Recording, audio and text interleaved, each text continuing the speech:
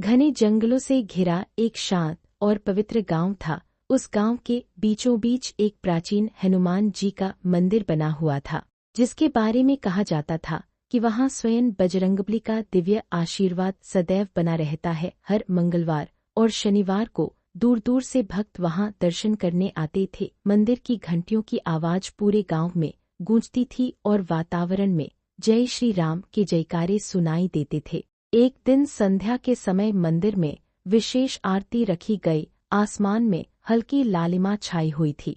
दीपकों की रोशनी मंदिर को और भी दिव्य बना रही थी। भक्तों की भीड़ मंदिर प्रांगण में बैठी थी। तभी गांव के वृद्ध पंडित जी ने अपने आसन पर बैठकर कहा, भक्तों, आज मैं तुम्हें हनुमान जी की ऐसी दिव्य कथा सुनाने जा रहा हूँ, जिसे सुनने मात्र से भय, संकट और दुख दूर हो जाते हैं। यह कथा केवल चमत्कार की नहीं, बल्कि सच्ची भक्ति, विश्वास और हनुमान जी की असीम कृपा की कथा है। पंडित जी की आवाज सुनते ही पूरा मंदिर शांत हो गया। छोटे बच्चे भी अपनी माताओं के पास चुपचाप बैठ गए। हवा में अगरबत्ती की सुगंध फैल रही थी और मंदिर के दीपक मानो स्वयं इस कथा को सुनने के लिए झिलमिला रहे थे। पंडित जी ने आगे कहना शुरू किया। बहुत समय पहले एक छोटा सा गांव था, जहां एक गरीब लेकिन सच्चा भक्त रहता था। उसका नाम माधव था। उसके जीवन में दुख ही दुख थे। घर में गरीबी, परिवार में बीमारी और हर काम में असफलता, लेकिन फिर भी उसके मन से हनुमान जी के प्रति श्रद्धा कभी कम नहीं हुई। हर सुबह वह मंदिर जाकर बजरंगबली के चरणों में सिर झुकाता और केवल एक ही बात कहता, हे संकट मोचन, मेरे जीवन का अंधेरा कब खत्म होगा। यह कहते कहते पंडित जी की आंखें नम हो गईं। मंदिर में बैठे कई भक्त भावुक हो उठे। तभी अचानक मंदिर के बड़े घंटे अपने आप बजने लगे और सभी भक्त आश्चर्य से एक दूसरे की ओर देखने लगे। मंदिर के घंटे लगातार बज रहे थे। वहां बैठे भक्तों के मन में भय भी था और आश्चर्य भी। पंडित जी ने अपनी आंखें बंद कर लीं और धीरे से बोले, डरो मत भक्तों, जब जब सच्चे मन से हनुमान जी का स्मरण होता है, तब तब उनका दिव्य संकेत अवश्य मिलता है। इतना सुनते ही पूरा मंदिर जय बजरंगबली के जयकारों से गूंज उठा। फिर पंडित जी ने माधव की कथा आगे बढ़ाई। माधव बहुत गरीब था। उसकी छोटी सी झोपड़ी गांव के किनारे बनी हुई थी। पत्नी सीता कई दिनों से बीमार थी और उसका छोटा बेटा भूख से रोता रहता था। गांव वाले भी धीरे धीरे उससे दूरी बनाने लगे थे, क्योंकि हर कोई उसे दुर्भाग्यशाली मानने लगा था। लेकिन माधव का विश्वास कभी नहीं टूटा। हर सुबह सूरज निकलने से पहले वह नदी में स्नान करता, मंदिर जाता और हनुमान चालीसा का पाठ करता। कई बार भूखा रह जाता, लेकिन मंदिर में दिया जलाना कभी नहीं भूलता था। एक रात तेज आंधी चल रही थी। आसमान में काले बादल गरज रहे थे। झोपड़ी के अंदर उसकी पत्नी दर्द से कराह रही थी और बेटा भूख से रो रहा था। माधव की आंखों से आंसू बहने लगे। उसने कांपते हाथों से आसमान की ओर देखा और बोला, हे पवन पुत्र, अब मुझसे यह दुख नहीं सहा जाता। अगर मेरी भक्ति सच्ची है तो मुझे कोई संकेत दीजिए। इतना कहते ही अचानक झोपड़ी के बाहर किसी के कदमों की आवाज सुनाई दी। माधव घबरा गया। इतनी रात में कौन आ सकता था? वह धीरे धीरे दरवाजे की ओर बढ़ा। जैसे ही उसने दरवाजा खोला, सामने का दृश्य देखकर उसकी सांसें रुक गईं। दरवाजे के सामने एक वृद्ध साधु खड़े थे। उनके शरीर पर गेरुए वस्त्र थे, हाथ में कमंडल और चेहरे पर अद्भुत तेज दिखाई दे रहा था। तेज बारिश के बीच भी उनके शरीर पर पानी की एक बूंद तक नहीं थी। माधव तुरंत उनके चरणों में गिर पड़ा। साधु मुस्कुराए और बोले, बेटा, क्या हमें आज रात आश्रय मिलेगा? माधव की आंखों में आंसू आ गए। घर में खाने को कुछ नहीं था, फिर भी उसने हाथ जोड़कर कहा, महाराज, मेरा घर बहुत छोटा है, लेकिन आपके लिए मेरे मन में बहुत सम्मान है। कृपया अंदर आइए। साधु झोपड़ी के अंदर आए। उन्होंने बीमार सीता को देखा, भूख से रोते बच्चे को देखा और फिर माधव की ओर गहरी नजरों से देखने लगे। कुछ देर बाद साधु बोले, तुम इतने दुख में भी भगवान का नाम नहीं छोड़ते। माधव ने तुरंत कहा, महाराज, संसार साथ छोड़ सकता है, लेकिन मेरे हनुमान जी मुझे कभी अकेला नहीं छोड़ेंगे। यह सुनते ही साधु के चेहरे पर हल्की मुस्कान आ गई। उन्होंने अपने कमंडल से थोड़ा जल निकाला और सीता के माथे पर छिड़क दिया, फिर बच्चे के सिर पर हाथ रखकर बोले, कल सूर्योदय के साथ तुम्हारे जीवन का अंधेरा समाप्त होने लगेगा। माधव कुछ समझ नहीं पाया। उसने साधु के लिए सूखी रोटी और थोड़ा पानी रखा। साधु ने प्रेम से वह भोजन ग्रहण किया। रात गहराती गई। माधव की आंख लग गई, लेकिन आधी रात को अचानक उसे ऐसा लगा जैसे पूरी झोपड़ी किसी दिव्य प्रकाश से भर गई हो। उसने धीरे धीरे आंखें खोली और जो दृश्य उसने देखा उसे देखकर उसका शरीर कांपने लगा। वह साधु अब साधु नहीं थे। उनके पीछे विशाल प्रकाश फैल रहा था, शरीर से अग्नि जैसा तेज निकल रहा था और उनके स्वरूप में स्वयं पवनपुत्र हनुमान जी के दिव्य दर्शन हो रहे थे। माधव की आंखें फटी की फटी रह गईं। उसका पूरा शरीर कांपने लगा। वह तुरंत बिस्तर से उठकर जमीन पर गिर पड़ा। प्रभु! उसके मुंह से केवल यही शब्द निकल पाए। झोपड़ी के भीतर दिव्य प्रकाश फैल चुका था। बाहर चल रही आंधी अचानक शांत हो गई। ऐसा लग रहा था मानो पूरा वातावरण स्वयं हनुमान जी के चरणों में झुक गया हो। हनुमान जी ने माधव की ओर करुणा भरी दृष्टि से देखा और बोले, माधव, जिसने दुख में भी हमारा नाम नहीं छोड़ा, उसे हम कभी अकेला नहीं छोड़ते। उनकी आवाज इतनी दिव्य थी कि माधव की आंखों से आंसुओं की धारा बहने लगी। हनुमान जी आगे बोले, तुम्हारी परीक्षा लंबी थी, लेकिन तुम्हारी भक्ति सच्ची थी, इसलिए आज हम स्वयं तुम्हारे पास आए हैं। इतना कहते ही उन्होंने अपना हाथ सीता के सिर पर रखा। देखते ही देखते उसकी वर्षों पुरानी बीमारी दूर होने लगी। उसका चेहरा चमक उठी। जो स्त्री कुछ देर पहले दर्द से कराह रही थी, वह अब शांत होकर बैठ गई। फिर हनुमान जी ने छोटे बच्चे को गोद में उठाया। बच्चा मुस्कुराने लगा। झोपड़ी में ऐसी सुखद शांति फैल गई जैसी वहां पहले कभी नहीं थी। माधव रोते हुए बोला, प्रभु, मुझे धन नहीं चाहिए, बस आपका आशीर्वाद कभी मुझसे दूर मत करना। हनुमान जी मुस्कुराए। जिस घर में सच्ची श्रद्धा होती है वहां हमारा वास हमेशा रहता है। इतना कहते ही उन्होंने माधव को एक छोटा सा लाल वस्त्र दिया और बोले, कल प्रातः गांव के पुराने बरगद के पास जाना। वहां तुम्हारे जीवन का नया मार्ग तुम्हारी प्रतीक्षा कर रहा है। माधव दोनों हाथ जोड़कर खड़ा रहा। उसकी आंखें केवल अपने प्रभु को देख रही थी। धीरे धीरे वह दिव्य प्रकाश कम होने लगा और कुछ ही क्षणों में हनुमान जी अदृश्य हो गए। लेकिन पूरी झोपड़ी में अब भी चंदन और केसर की दिव्य सुगंध फैली हुई थी। सुबह होते ही माधव की आंख खुली। उसे रात की हर बात किसी स्वप्न जैसी लग रही थी, लेकिन तभी उसकी नजर उस लाल वस्त्र पर पड़ी जो हनुमान जी ने उसे दिया था। माधव की आंखों से फिर आंसू बहने लगे। उसने तुरंत स्नान किया, पत्नी और बच्चे को प्रणाम किया और जय श्री राम का नाम लेते हुए गांव के पुराने बरगद की ओर चल पड़ा। पूरा गांव धीरे धीरे जाग रहा था। पक्षियों की आवाजें वातावरण को मधुर बना रही थी, लेकिन माधव के मन में एक अलग ही उत्सुकता थी। जैसे ही वह पुराने बरगद के पास पहुंचा, उसने देखा कि वहां पहले से ही गांव के कई लोग खड़े थे। सबके चेहरे पर चिंता दिखाई दे रही थी। माधव ने एक आदमी से पूछा, क्या हुआ? उस आदमी ने कहा, रात की आंधी में बरगद के पास की जमीन धंस गई है। ऐसा लगता है जैसे नीचे कोई पुरानी जगह छिपी हुई थी। माधव धीरे धीरे आगे बढ़ा। अचानक उसकी नजर जमीन में चमकती हुई किसी वस्तु पर पड़ी। लोगों ने मिट्टी हटानी शुरू की। कुछ ही देर में वहां से एक पुराना लोहे का संदूक दिखाई दिया। गांव वाले हैरान रह गए। संदूक को बाहर निकाला गया। जब उसे खोला गया तो सबकी आंखें फैल गईं।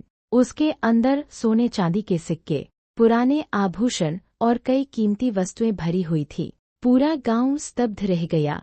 तभी गांव के सबसे वृद्ध व्यक्ति ने कांपती आवाज में कहा, यह वही खजाना है जिसके बारे में हमारे पूर्वज कहा करते थे। कहते हैं यह खजाना केवल उसी व्यक्ति को मिलेगा जिस पर हनुमान जी की विशेष कृपा होगी। इतना सुनते ही सबकी नजर माधव पर टिक गई, लेकिन माधव की आंखों में लालच नहीं था। वह तुरंत घुटनों के बल बैठ गया और हाथ जोड़कर बोला, हे बजरंगबली, यह सब आपकी कृपा है, मैं तो केवल आपका सेवक हूँ। तभी अचानक तेज हवा चलने लगी, बरगद के पत्ते जोर जोर से हिलने लगे और वहां खड़े कई लोगों को ऐसा महसूस हुआ जैसे किसी अदृश्य शक्ति ने पूरे स्थान को अपने दिव्य आशीर्वाद से भर दिया हो। गांव के लोग आश्चर्य से एक दूसरे को देखने लगे। कुछ लोग माधव को भाग्यशाली कह रहे थे, तो कुछ इसे स्वयं हनुमान जी का चमत्कार मान रहे थे। लेकिन तभी गांव का मुखिया आगे आया। उसकी आंखों में लालच साफ दिखाई दे रहा था। वह कठोर आवाज में बोला, यह खजाना पूरे गांव का है, केवल माधव इसे अकेले नहीं ले सकता। कई लोग मुखिया की बात सुनकर सहमत हो गए। धीरे धीरे वहां बहस शुरू हो गई। कुछ लोग माधव के पक्ष में थे और कुछ उसके विरोध में। माधव शांत खड़ा रहा। उसने हाथ जोड़कर कहा, मुझे इस धन का लोभ नहीं है, अगर यह गांव के काम आए तो इससे बड़ा सुख मेरे लिए कुछ नहीं। यह सुनकर कई लोगों की आंखें झुक गईं, लेकिन मुखिया का लालच बढ़ता जा रहा था। उसने अपने आदमियों को संकेत दिया और बोला, संदूक को मेरे घर ले चलो। जैसे ही उसके आदमी संदूक उठाने आगे बढ़े, अचानक आसमान में जोरदार गर्जना हुई। पूरा वातावरण कांप उठा।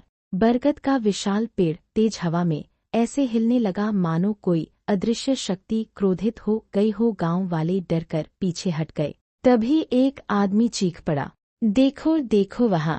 सबकी नजर बरगद की सबसे ऊंची डाल की ओर गई और वहां जो दिखाई दिया उसे देखकर लोगों की सांसें थम गईं। एक विशाल वानर स्वरूप पेड़ पर बैठा था। उसकी आंखों में अग्नि जैसा तेज था और उसके शरीर से दिव्य प्रकाश निकल रहा था। पूरा गांव भय और भक्ति से कांप उठा। कुछ लोग तुरंत जमीन पर गिर पड़े और जय बजरंगबली का जाप करने लगे। मुखिया का चेहरा पीला पड़ चुका था, उसके हाथ कांपने लगे। तभी आकाश में गूंजती हुई एक दिव्य आवाज सुनाई दी, जिस धन पर भक्ति का अधिकार हो, उस पर लालच करने वाला कभी सुखी नहीं रह सकता। यह आवाज सुनते ही मुखिया डर के मारे घुटनों पर गिर पड़ा। मुखिया कांपते हुए जमीन पर सिर झुकाकर रोने लगा, मुझे क्षमा कर दीजिए प्रभु, लालच में आकर मुझसे बहुत बड़ी भूल हो गई। पूरा गांव स्तब्ध था। किसी की हिम्मत नहीं हो रही थी कि सिर उठाकर उस दिव्य वानर स्वरूप को देख सके। वातावरण में केवल जय श्री राम और जय बजरंगबली की ध्वनि गूंज रही थी। माधव की आंखों से लगातार आंसू बह रहे थे। वह फोल्डेड हैंड्स के साथ खड़ा होकर बोला, प्रभु इन्हें क्षमा कर दीजिए, इंसान से गलती हो जाती है। इतना सुनते ही वह दिव्य स्वरूप धीरे धीरे शांत होने लगा। तेज हवा रुक गई, बरगद के पत्ते स्थिर हो गए। फिर वही आकाशवाणी सुनाई दी, जहाँ दया और क्षमा होती है वहीं सच्ची भक्ति होती है। कुछ ही क्षणों में वह दिव्य प्रकाश आकाश में विलीन हो गया। गांव के सभी लोग रोते हुए माधव के चरणों में गिर पड़े। एक वृद्ध महिला बोली, माधव, हमने तुम्हें हमेशा गरीब और कमजोर समझा, लेकिन आज पता चला कि सच्चा धन तो तुम्हारी भक्ति है। मुखिया भी रोते हुए बोला, आज से यह धन केवल तुम्हारा नहीं, पूरे गांव के कल्याण में लगेगा और इसकी देखभाल तुम करोगे। माधव ने तुरंत कहा, अगर सच में यह हनुमान जी की कृपा है तो सबसे पहले गांव में एक बड़ा मंदिर बनेगा, जहां हर दुखी इंसान आकर शांति पा सके। यह सुनते ही पूरा गांव खुशी से झूम उठा। कुछ ही महीनों में वहां एक भव्य हनुमान मंदिर बनकर तैयार हो गया। दूर दूर से लोग वहां दर्शन करने आने लगे। जो भी सच्चे मन से वहां प्रार्थना करता, उसके जीवन में कोई न कोई चमत्कार अवश्य होता। माधव अब भी उसी सादगी से रहता था। उसने कभी धन का घमंड नहीं किया। हर सुबह मंदिर में दीपक जलाता और केवल एक ही बात कहता, हे संकट मोचन, जैसे आपने मेरा जीवन बदला, वैसे ही हर दुखी भक्त का हाथ थाम लेना। और कहते हैं, आज भी उस गांव के मंदिर में मंगलवार की रात कभी कभी अपने आप घंटियां बजने लगती हैं, क्योंकि वहां आज भी हनुमान जी की दिव्य कृपा विराजमान है। उस दिव्य मंदिर की महिमा धीरे धीरे दूर दूर तक फैलने लगी। लोग कहते थे कि वहाँ सच्चे मन से मांगी गई हर प्रार्थना हनुमान जी अवश्य सुनते हैं। कोई बीमारी लेकर आता तो राहत पाता, कोई दुख लेकर आता तो उसके जीवन में आशा लौट आती। समय बीतता गया। माधव अब गांव के सबसे सम्मानित व्यक्ति बन चुके थे, लेकिन उनके स्वभाव में आज भी वही विनम्रता थी। वे हर आने वाले भक्त के चरण छूकर कहते, चमत्कार मंदिर में नहीं, सच्ची श्रद्धा में होता है। एक दिन शाम की आरती के समय मंदिर में बहुत भीड़ थी। दीपकों की रोशनी पूरे वातावरण को दिव्य बना रही थी। तभी मंदिर के बाहर एक अमीर व्यापारी अपनी बड़ी सी पालकी के साथ पहुंचा। उसका नाम धनराज था। धनराज बहुत धनी था, लेकिन घमंड से भरा हुआ इंसान था। उसने मंदिर में कदम रखते ही ऊंची आवाज में कहा, सुना है यहाँ हनुमान जी चमत्कार करते हैं। अगर यह सच है तो मैं भी देखना चाहता हूँ। उसकी बात सुनकर कई भक्तों को अच्छा नहीं लगा, लेकिन माधव शांत रहे। उन्होंने प्रेम से कहा, हनुमान जी के दरबार में परीक्षा नहीं, श्रद्धा लेकर आना पड़ता है। धनराज हंस पड़ा, श्रद्धा से पेट नहीं भरता बाबा, दुनिया धन से चलती है। इतना कहकर उसने सोने की कई मुद्राएं मंदिर के सामने रख दी और बोला, अगर तुम्हारे हनुमान में शक्ति है तो मेरे जीवन की सबसे बड़ी समस्या दूर करके दिखाओ। माधव ने शांत स्वर में पूछा, तुम्हारी सबसे बड़ी समस्या क्या है? धनराज कुछ पल चुप रहा, फिर उसकी आंखें भर आईं। मेरे पास सब कुछ है, लेकिन मेरा इकलौता बेटा कई वर्षों से बोल नहीं पा रहा। बड़े बड़े वैद्य हार गए। यह कहते कहते उसका घमंड टूटने लगा। मंदिर में अचानक गहरी शांति छा गई। माधव ने हनुमान जी की मूर्ति की ओर देखा और धीरे से बोले, जब इंसान टूटकर भगवान के पास आता है तभी कृपा के द्वार खुलते हैं।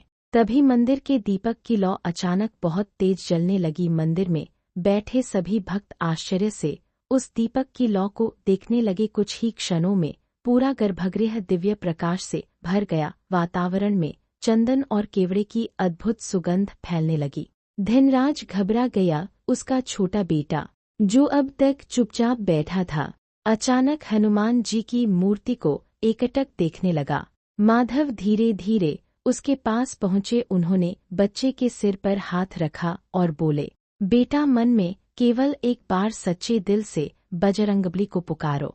बच्चे की आंखों से आंसू बहने लगे। उसने कांपते होठों से हनुमान जी की मूर्ति की ओर देखा। पूरा मंदिर सांस रोके खड़ा था। तभी अचानक बच्चे के होंठ हिले और उसके मुंह से पहला शब्द निकला, जय श्री राम।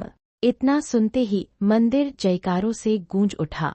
धनराज की आंखें फटी रह गईं। उसका शरीर कांपने लगा। वह तुरंत अपने बेटे को सीने से लगाकर रो पड़ा। मेरा बेटा बोलने लगा। उसकी आवाज आंसुओं में डूब चुकी थी। वह तुरंत माधव के चरणों में गिर पड़ा। मुझे क्षमा कर दीजिए, मैं धन के घमंड में अंधा हो गया था। आज समझ आया कि भगवान के दरबार में केवल श्रद्धा चलती है। माधव ने उसे उठाया और मुस्कुराकर बोले, यह मेरी नहीं, बजरंगबली की कृपा है। तभी मंदिर की घंटियां अपने आप बजने लगी। सभी भक्त भावविभोर होकर हनुमान चालीसा का पाठ करने लगे। कई लोगों की आंखों से आंसू बह रहे थे। ऐसा लग रहा था मानो स्वयं हनुमान जी उस मंदिर में उपस्थित होकर अपने भक्तों पर आशीर्वाद बरसा रहे हों। उस दिन के बाद धनराज का जीवन पूरी तरह बदल गया। उसने अपना बहुत सा धन गरीबों की सेवा और मंदिर के कार्यों में लगा दिया। अब उसके चेहरे पर घमंड नहीं बल्कि भक्ति दिखाई देती थी। और माधव, वे आज भी हर रात मंदिर के एक कोने में बैठकर दीपक जलाते और मुस्कुराकर कहते, हे पवनपुत्र, आपका दरबार सच में निराश लोगों की आखिरी उम्मीद है। धीरे धीरे उस मंदिर की ख्याति पूरे राज्य में फैल गई। लोग उसे दिव्य संकटमोचन धाम के नाम से जानने लगे। हर मंगलवार वहाँ इतनी भीड़ होती कि मंदिर के बाहर लंबी कतारें लग जाती। कोई संतान की इच्छा लेकर आता, कोई बीमारी से मुक्ति मांगता, तो कोई अपने टूटे परिवार को जोड़ने की प्रार्थना करता। और कहते हैं, जो भी वहाँ सच्चे मन से हनुमान जी को पुकारता, उसे किसी न किसी रूप में सहायता अवश्य मिलती। एक रात की बात है, भारी वर्षा हो रही थी। बिजली की चमक से पूरा आसमान कांप रहा था। मंदिर में केवल माधव बैठे थे। वे दीपक के सामने आंखें बंद करके हनुमान चालीसा का पाठ कर रहे थे। तभी मंदिर के बाहर किसी स्त्री के रोने की आवाज सुनाई दी। माधव तुरंत बाहर आए। उन्होंने देखा एक गरीब स्त्री अपने छोटे बच्चे को गोद में लिए बारिश में भीग रही थी। बच्चा तेज बुखार में कांप रहा था। स्त्री रोते हुए बोली, बाबा, 3 दिनों से मेरा बेटा आंखें नहीं खोल रहा। वैद्य ने जवाब दे दिया। लोगों ने कहा, इस मंदिर में आखिरी उम्मीद मिलती है, इसलिए मैं यहाँ चली आई। उसकी आवाज कांप रही थी। माधव ने बच्चे को अपनी गोद में लिया। उसका शरीर आग की तरह तप रहा था। उन्होंने तुरंत बच्चे को मंदिर के अंदर लिटाया और हनुमान जी के सामने घुटनों के बल बैठ गए। हे संकट मोचन, यह माँ टूट चुकी है। अगर मेरी भक्ति में थोड़ी भी सच्चाई है तो इस बच्चे की रक्षा कर लीजिए। इतना कहते ही मंदिर के सभी दीपक एक साथ तेज जलने लगे। हवा अचानक शांत हो गई। फिर मंदिर के अंदर से ऐसी दिव्य ध्वनि सुनाई दी जैसे कोई अदृश्य शक्ति वहां उपस्थित हो। माधव ने धीरे धीरे आंखें खोली और सामने का दृश्य देखकर उनकी सांसें थम गईं। सामने हनुमान जी की विशाल मूर्ति के चरणों से हल्का स्वर्णिम प्रकाश निकल रहा था। पूरा मंदिर उस दिव्य आभा से चमक उठा। माधव की आंखें श्रद्धा से भर गईं। धीरे धीरे वह प्रकाश उस बीमार बच्चे की ओर बढ़ने लगा। बच्चे का कांपता हुआ शरीर अचानक शांत हो गया। उसके माथे का तेज बुखार कम होने लगा। उसकी माँ आश्चर्य से यह सब देख रही थी। वह रोते हुए बार बार हनुमान जी के चरणों में सिर झुका रही थी। तभी बच्चे की उंगलियां हल्की सी हिले। माधव ने कांपती आवाज में कहा, बेटा, आंखें खोलो। कुछ क्षणों बाद बच्चे ने धीरे धीरे अपनी आंखें खोल दी। उसकी माँ खुशी से चीख पड़ी, मेरा बच्चा। वह तुरंत बच्चे को सीने से लगाकर रोने लगी। मंदिर में ऐसी शांति और आनंद फैल गया कि माधव की आंखों से भी आंसू बहने लगे। लेकिन तभी मंदिर के बाहर अचानक तेज गर्जना हुई। आसमान में बिजली चमकी और ऐसा लगा जैसे पूरा धरती कांप उठी हो। माधव बाहर की ओर दौड़े। उन्होंने देखा मंदिर के सामने वाला विशाल पीपल का पेड़ भयंकर हवा में जोर जोर से हिल रहा था। गांव वाले भी डरकर अपने घरों से बाहर निकल आए। तभी गांव के एक बूढ़े व्यक्ति ने कांपते हुए कहा, यह साधारण तूफान नहीं है। ऐसा तूफान मैंने पहले भी देखा था। माधव ने पूछा, कब? बूढ़े की आंखों में डर उतर आया। बहुत वर्षों पहले, जब इस गांव पर एक भयानक संकट आने वाला था। इतना कहते ही आसमान में फिर जोरदार बिजली चमकी और उसी प्रकाश में कुछ पल के लिए एक विशाल छाया दिखाई दी, जिसे देखकर पूरे गांव के लोगों के चेहरे डर से सफेद पड़ गए। वह छाया किसी साधारण मनुष्य की नहीं थी। उसका आकार विशाल था, आंखें अंगारों की तरह चमक रही थी और उसके चारों ओर काला धुआं घूम रहा था। गांव के लोग भय से कांपने लगे। कुछ महिलाएं अपने बच्चों को सीने से लगाकर रोने लगी। माधव ने तुरंत हनुमान जी का नाम लिया और ऊंची आवाज में बोले, डरो मत। जहां बजरंगबली का आशीर्वाद होता है, वहां कोई भी बुरी शक्ति अधिक देर टिक नहीं सकती। लेकिन वह काली छाया धीरे धीरे गांव की ओर बढ़ने लगी। आसमान में कौवे जोर जोर से कांव कांव करने लगे। हवा में अजीब सी बेचैनी फैल गई। ऐसा लग रहा था मानो पूरा वातावरण किसी बड़े संकट की चेतावनी दे रहा हो। तभी वही वृद्ध व्यक्ति कांपती आवाज में बोला, कई वर्षों पहले गांव के बाहर एक तांत्रिक रहता था। वह काली शक्तियों की साधना करता था, लेकिन जब उसने अपनी शक्तियों का गलत उपयोग शुरू किया, तब गांव वालों ने उसे यहाँ से निकाल दिया था। माधव ध्यान से सुन रहे थे। वृद्ध ने आगे कहा, जाते समय उसने श्राप दिया था कि एक दिन वह लौटेगा और पूरे गांव को विनाश में डुबो देगा। इतना सुनते ही कई गांव वालों के चेहरे डर से पीले पड़ गए। अचानक तेज हवा के बीच एक भयानक हंसी गूंज उठी। हाय हाय हाय! वह आवाज इतनी डरावनी थी कि कई लोग जमीन पर बैठ गए। फिर काले धुएं के बीच से एक लंबा काला स्वरूप दिखाई दिया। उसके हाथ में त्रिशूल जैसा दंड था और आंखों में क्रोध भरा हुआ था। वह जोर से बोला, इस गांव को अब कोई नहीं बचा सकता। माधव बिना डरे आगे बढ़े। उन्होंने अपने हाथ में हनुमान जी का दिया हुआ लाल वस्त्र कसकर पकड़ा और बोले, जब तक इस गांव में बजरंगबली का नाम लिया जाता रहेगा तब तक कोई भी अधर्म यहाँ जीत नहीं सकता। तांत्रिक क्रोध से कांप उठा। उसने अपनी शक्ति से चारों ओर काला धुआं फैला दिया। गांव के लोग कुछ भी देख नहीं पा रहे थे। लेकिन उसी क्षण हनुमान मंदिर की घंटियां अपने आप इतनी जोर से बजने लगी कि पूरा गांव गूंज उठा। मंदिर की घंटियों की आवाज पूरे वातावरण में गूंजने लगी। ऐसा लग रहा था मानो हर ध्वनि के साथ कोई दिव्य शक्ति जाग रही हो। काला धुआं धीरे धीरे पीछे हटने लगा। माधव ने आंखें बंद की और ऊंची आवाज में हनुमान चालीसा का पाठ शुरू कर दिया। जय हनुमान ज्ञान गुण सागर। उनकी आवाज सुनते ही गांव के लोग भी एक एक करके हनुमान जी का नाम लेने लगे। पूरा गांव भक्ति में डूब गया। तांत्रिक क्रोध से चिल्लाया, चुप हो जाओ। लेकिन जितना वह क्रोधित होता उतनी ही तेज मंदिर की घंटियां बजने लगती। अचानक मंदिर के ऊपर आसमान में तेज प्रकाश फैल गया। बादलों के बीच से एक विशाल दिव्य आकृति दिखाई देने लगी। गांव वाले आश्चर्य और भक्ति से कांप उठे। वह स्वरूप किसी और का नहीं, स्वयं पवनपुत्र हनुमान जी का था। उनके हाथ में गदा थी, आंखों में अग्नि जैसा तेज और चेहरे पर दिव्य क्रोध। पूरा गांव जय बजरंगबली के जयकारों से गूंज उठा। तांत्रिक डर के मारे पीछे हटने लगा। हनुमान जी की गूंजती हुई आवाज पूरे आकाश में सुनाई दी। जो शक्ति भक्तों की रक्षा के लिए होती है उसका उपयोग कभी विनाश के लिए नहीं किया जा सकता। इतना कहते ही उनके हाथ की गदा से तेज प्रकाश निकला और सीधे तांत्रिक की ओर बढ़ा। तांत्रिक दर्द से चीख उठा। उसके चारों ओर फैला काला धुआं धीरे धीरे समाप्त होने लगा। उसकी शक्तियां कमजोर पड़ने लगी। वह जमीन पर गिर पड़ा और कांपते हुए बोला, मुझे क्षमा कर दीजिए, मेरे अहंकार ने मुझे अंधा बना दिया। माधव तुरंत आगे बढ़े और बोले, प्रभु अगर यह सच में पश्चाताप कर रहा है तो इसे एक मौका दीजिए। कुछ क्षणों के लिए पूरा वातावरण शांत हो गया। फिर हनुमान जी की दिव्य आवाज सुनाई दी, जिसके मन में सच्चा पश्चाताप जाग जाए उसके लिए भी मुक्ति का मार्ग खुल जाता है। इतना सुनते ही तांत्रिक रोने लगा। उसने अपना दंड जमीन पर फेंक दिया और हनुमान जी के चरणों में सिर झुका दिया। धीरे धीरे आसमान का प्रकाश शांत होने लगा।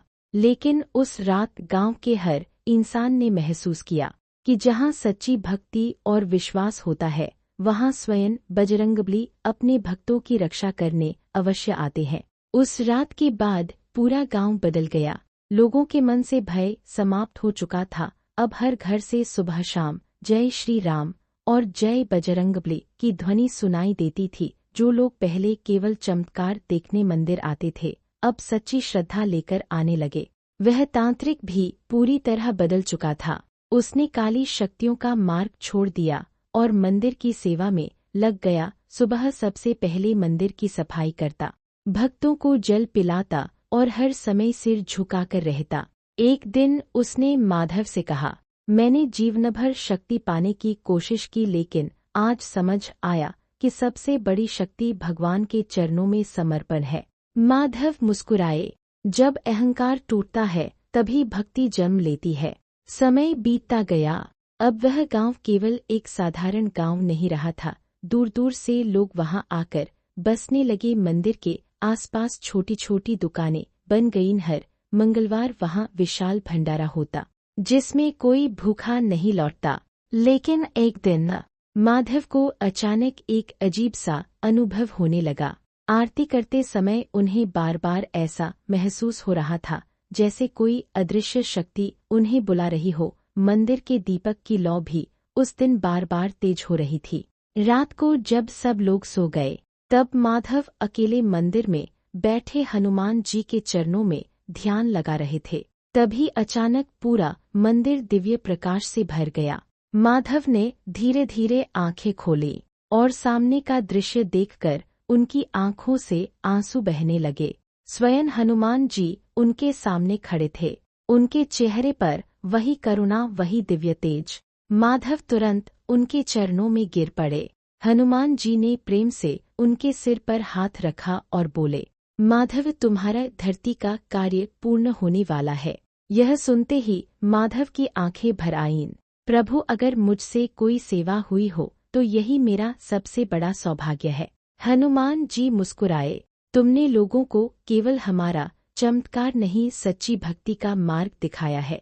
इतना कहते ही मंदिर में ऐसी दिव्य शांति फैल गई जैसी पहले कभी नहीं हुई थी। मंदिर के भीतर फैली वह दिव्य शांति मानो समय को भी रोक चुकी थी। दीपकों की लौ बिना हवा के धीरे धीरे जल रही थी। माधव फोल्डेड हैंड्स के साथ अपने प्रभु के सामने खड़े थे और उनकी आंखों से लगातार आंसू बह रहे थे। हनुमान जी ने प्रेम भरी दृष्टि से कहा, माधव, जिसने अपने जीवन का हर दुख दूसरों की खुशी में बदल दिया, उसका स्थान अब हमारे चरणों में है। माधव कांपती आवाज में बोले, प्रभु, मुझे अपने लिए कुछ नहीं चाहिए, बस इस गांव पर अपनी कृपा हमेशा बनाए रखिए। हनुमान जी मुस्कुराए, जब तक यहाँ श्रद्धा और सेवा जीवित रहेगी, हमारी कृपा भी यहाँ बनी रहेगी। इतना कहते ही उन्होंने माधव के हाथ में एक छोटा सा सिंदूर से भरा पात्र रखा। कल अंतिम बार इस मंदिर में आरती करना, उसके बाद तुम्हें किसी दुख, भय और जन्म मरण के बंधन का सामना नहीं करना पड़ेगा। माधव समझ चुके थे कि उनके जीवन का अंतिम समय निकट है, लेकिन उनके चेहरे पर कोई भय नहीं था, केवल शांति, केवल भक्ति। अगली सुबह गांव में हमेशा की तरह मंदिर की घंटियां बजी। भक्त बड़ी संख्या में दर्शन करने आए, लेकिन उस दिन माधव के चेहरे पर एक अलग ही दिव्य चमक दिखाई दे रही थी। उन्होंने पूरे प्रेम से आरती की, हर भक्त को प्रसाद दिया, गरीबों को भोजन कराया और फिर मंदिर के बीचों बीच बैठकर बोले, याद रखना, भगवान केवल बड़े मंदिरों में नहीं रहते, वे वहाँ रहते हैं जहाँ सच्चा मन, दया और विश्वास होता है। पूरा गांव रोने लगा। धनराज, वह वृद्ध व्यक्ति, मंदिर के सेवक, महिलाएं, बच्चे, सभी की आंखें नम थी। तभी अचानक मंदिर के सभी दीपक अपने आप प्रज्वलित हो उठे। पूरा वातावरण जय बजरंगबली के जयकारों से गूंज उठा और उसी क्षण माधव ने मुस्कुराते हुए हनुमान जी की मूर्ति की ओर देखा। उनके होठों पर अंतिम शब्द थे, जय श्री राम। इतना कहते ही उनके चेहरे पर अद्भुत शांति छा गई। मंदिर के अंदर हल्की दिव्य सुगंध फैल गई और कई भक्तों ने उस क्षण ऐसा अनुभव किया मानो स्वयं पवनपुत्र हनुमान जी अपने परम भक्त माधव को अपने साथ दिव्य धाम ले जा रहे हो। माधव के शरीर त्यागने के बाद पूरा गांव शोक में डूब गया। मंदिर में बैठे हर भक्त की आंखें नम थीं। कोई विश्वास नहीं कर पा रहा था कि जो व्यक्ति वर्षों तक सबके दुख दूर करता रहा, वह अब इस संसार में नहीं रहा। लेकिन उसी समय मंदिर के भीतर एक अद्भुत चमत्कार हुआ। हनुमान जी की मूर्ति के चरणों से धीरे धीरे सिंदूर की हल्की रेखा निकलकर माधव के माथे तक पहुंच गई। पूरा मंदिर दिव्य प्रकाश से भर उठा। भक्त आश्चर्य और भक्ति से कांपने लगे। सभी समझ चुके थे कि माधव केवल एक साधारण इंसान नहीं थे, वे हनुमान जी के सच्चे और प्रिय भक्त बन चुके थे। उस रात पूरे गांव में किसी को नींद नहीं आई। हर घर में दीपक जलाए गए, लोग माधव की बातें याद करके रो रहे थे। लेकिन आधी रात के समय मंदिर के सबसे पुराने पुजारी को एक दिव्य स्वप्न दिखाई दिया। उन्होंने देखा स्वयं हनुमान जी आकाश में प्रकट हुए हैं, उनके पीछे दिव्य प्रकाश फैल रहा है और उनके चरणों के पास माधव फोल्डेड हैंड्स के साथ खड़े मुस्कुरा रहे हैं। हनुमान जी बोले, भक्त कभी मरते नहीं, वे अपने प्रेम और भक्ति के रूप में सदैव जीवित रहते हैं। सुबह होते ही पुजारी ने यह स्वप्न पूरे गांव को सुनाया। यह सुनते ही लोगों की आंखों से आंसू बहने लगे, लेकिन अब उन आंसुओं में दुख कम और श्रद्धा अधिक थी। उस दिन से गांव वालों ने मंदिर के पास माधव की एक छोटी सी प्रतिमा स्थापित कर दी। हर भक्त हनुमान जी के दर्शन के साथ साथ माधव को भी प्रणाम करने लगा। कहते हैं आज भी मंगलवार और शनिवार की रात उस मंदिर में कभी कभी अपने आप घंटियां बजने लगती हैं। कई भक्तों को वहां चंदन और सिंदूर की दिव्य सुगंध महसूस होती है, और जो भी सच्चे मन से वहां जय बजरंगबली का नाम लेता है, उसके जीवन का सबसे बड़ा डर धीरे धीरे समाप्त होने लगता है। क्योंकि जहां सच्ची श्रद्धा होती है, वहां स्वयं हनुमान जी अपने भक्तों का हाथ कभी नहीं छोड़ते। वर्षों बीत गए, लेकिन उस दिव्य मंदिर की महिमा दिन प्रतिदिन बढ़ती ही गई। दूर दूर के गांवों, नगरों और राज्यों से लोग वहां दर्शन करने आने लगे। कोई अपने दुख लेकर आता, तो कोई केवल उस पवित्र स्थान की शांति महसूस करने। मंदिर के बाहर अब एक विशाल पीपल का पेड़ था, जिसके बारे में लोग कहते थे कि वहां बैठकर सच्चे मन से हनुमान जी का नाम लेने पर मन की हर बेचैनी शांत हो जाती है। एक दिन एक युवा सैनिक उस मंदिर में पहुंचा। उसका नाम वीर था। उसके चेहरे पर थकान और मन में गहरी चिंता थी। वह सीधे मंदिर के अंदर गया और हनुमान जी के सामने घुटनों के बल बैठ गया। उसकी आंखों से आंसू बहने लगे। मंदिर के पुजारी ने उसके पास आकर पूछा, बेटा क्या परेशानी है? वीर कांपती आवाज में बोला, कल मुझे युद्ध के लिए जाना है। मन में बहुत डर है।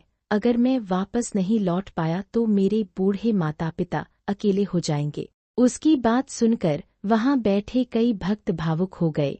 पुजारी मुस्कुराए और बोले, जिसके साथ बजरंगबली का आशीर्वाद हो, उसे भय कैसा।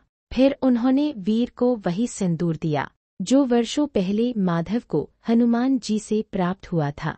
इसे अपने माथे पर लगाकर सच्चे मन से हनुमान जी का नाम लेना। वीर ने कांपते हाथों से सिंदूर माथे पर लगाया और आंखें बंद कर ली। तभी मंदिर की घंटियां अपने आप बजने लगी। दीपक की लौ अचानक बहुत तेज हो गई और उसी क्षण वीर को ऐसा महसूस हुआ मानो किसी ने उसके कंधे पर हाथ रखकर कहा हो, डरो मत, हम तुम्हारे साथ हैं। वीर ने तुरंत आंखें खोली। कुछ पल के लिए उसे ऐसा लगा जैसे हनुमान जी की मूर्ति मुस्कुरा रही हो। उसके मन का सारा भय समाप्त हो गया।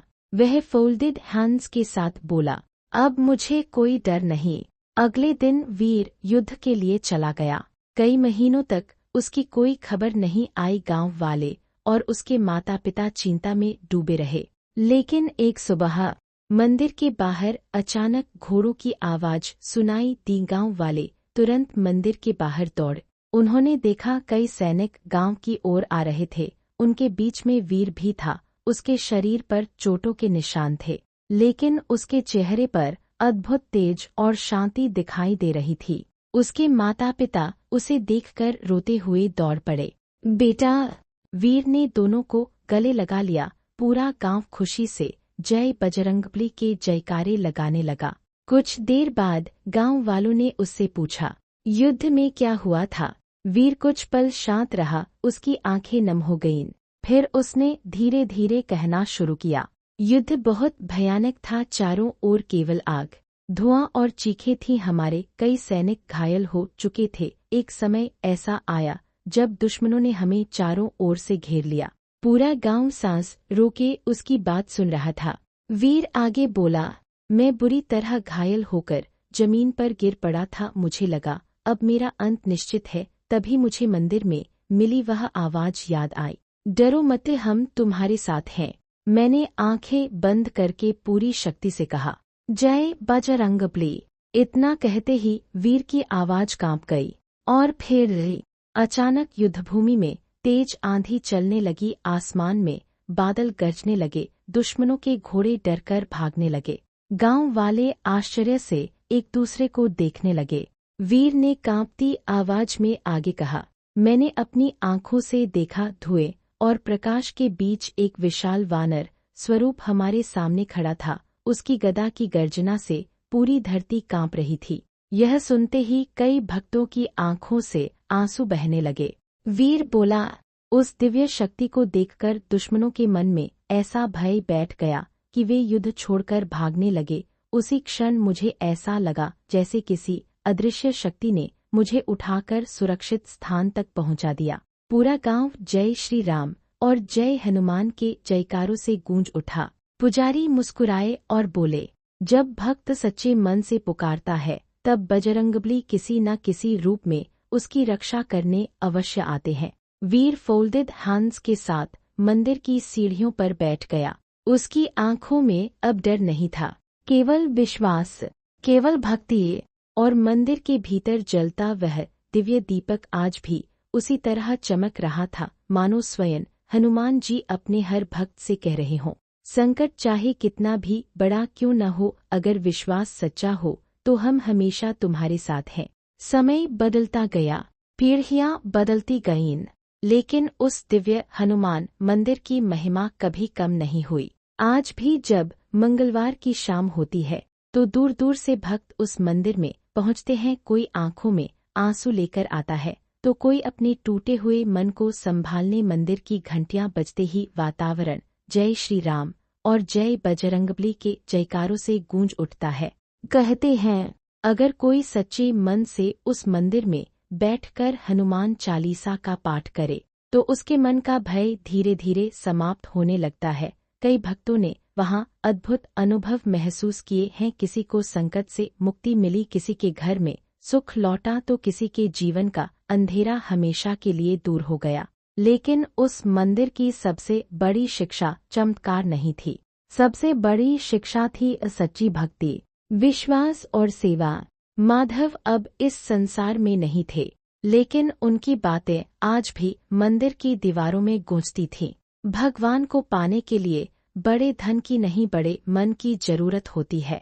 हर रात मंदिर में अंतिम आरती के बाद एक दीपक पूरी रात जलता रहता था। गांव वाले कहते थे कि वह दीपक कभी अपने आप बुझता नहीं, क्योंकि वहां आज भी बजरंगबली की कृपा जागृत है। और कई बार गहरी रात की शांति में जब पूरा गांव सो चुका होता है, तब मंदिर की घंटियां अपने आप धीरे धीरे बजने लगती हैं। हवा में चंदन और सिंदूर की दिव्य सुगंध फैल जाती है और कुछ भक्तों को ऐसा महसूस होता है मानो कोई अदृश्य शक्ति प्रेम से उनके सिर पर हाथ रखकर कह रही हो, डरो मत, हम हमेशा तुम्हारे साथ हैं। इसी विश्वास, इसी भक्ति और इसी दिव्य कृपा के साथ यह कथा यहीं पूर्ण होती है। जय श्री राम, जय बजरंगबली। दोस्तों, अगर आपको हनुमान जी की यह दिव्य कथा पसंद आई हो तो इसे केवल कहानी समझकर मत जाइए, क्योंकि सच्ची श्रद्धा और विश्वास से सुनी गई कथा इंसान के जीवन को बदलने की शक्ति रखती है।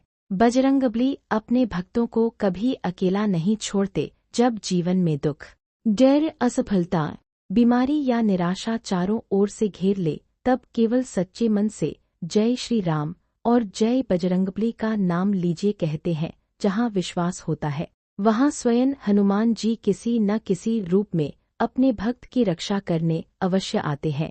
अगर आपके मन में भी कोई दुख, परेशानी या मनोकामना है तो कमेंट में सच्चे मन से लिखिए जय बजरंगबली और अपनी प्रार्थना हनुमान जी के चरणों में अर्पित कीजिए। इस पवित्र कथा को अपने परिवार, दोस्तों और उन लोगों तक जरूर पहुंचाइए जिन्हें इस समय हनुमान जी के आशीर्वाद और हिम्मत की जरूरत है। हो सकता है यह कथा किसी टूटे हुए इंसान के जीवन में फिर से विश्वास जगा दे।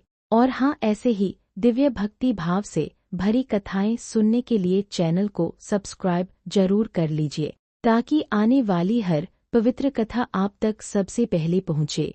अंत में सभी भक्त मिलकर प्रेम से बोलिए, जय श्री राम, जय बजरंगबली। संकट मोचन हनुमान जी महाराज की जय।